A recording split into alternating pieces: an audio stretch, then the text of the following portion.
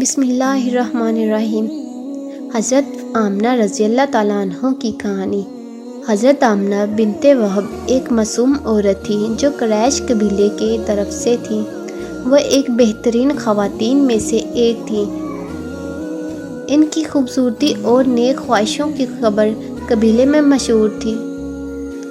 آمنہ کی شادی عبداللہ بن عبد المطلب سے ہوئی، جو کہ قریش کے سب سے معظم اور اہل کاروبار تھے۔ حضرت آمنہ اور حضرت عبداللہ کی شادی کا رشتہ تھا اور ان کا پیار ایک دوسرے کے لیے بے قیاس تھا۔ ان کے پاس ایک دوسرے کی محبت اور احترام کا مظاہرہ کرنے کا وقت بہت کم تھا کہ زندگی کے چیلنجز اور مصائب نے ان کو ہمیشہ کے لیے تبدیل کر دیا۔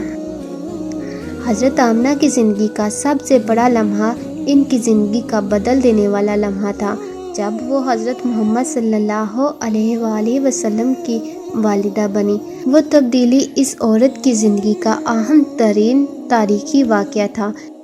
ایک روز آمنہ کو خواب آیا کہ ایک نورانی علمبردار آدمی ان کے پاس آئے اور ان کو خوشخبری دی کہ وہ ایک بہت بڑے نبی کی والدہ بنیں گی۔ اس خوشخبری نے آمنہ کو بہت خوشی دی اور وہ اپنے شوہر عبداللہ کو بھی اس خواب کا بیان کیا۔ اس کے بعد حضرت آمنہ رضی اللہ تعالیٰ عنہ نے حضرت محمد صلی اللہ علیہ وآلہ وسلم کو والدہ بننے کی خبر دی۔ حضرت محمد صلی اللہ علیہ وآلہ وسلم نے اس خواب کی تصدیق کی اور اس کا شکریہ ادا کیا کہ ان کی نسل کا آغاز ہونے والا ہے۔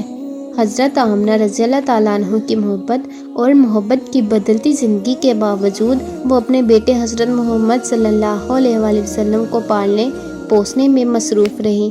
انہوں نے اپنے بیٹے کو بہترین تعلیم اور اخلاقی تربیت دی تاکہ وہ بعد میں اسلام کے نبی بن سکے۔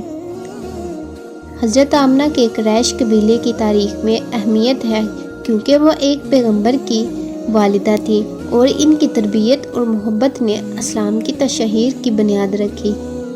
حضرت آمنہ کے قریش قبیلے کی تاریخ میں اہمیت ہے کیونکہ وہ ایک پیغمبر کی والدہ تھی اور ان کی تربیت اور محبت نے اسلام کی تشہیر کی بنیاد رکھی۔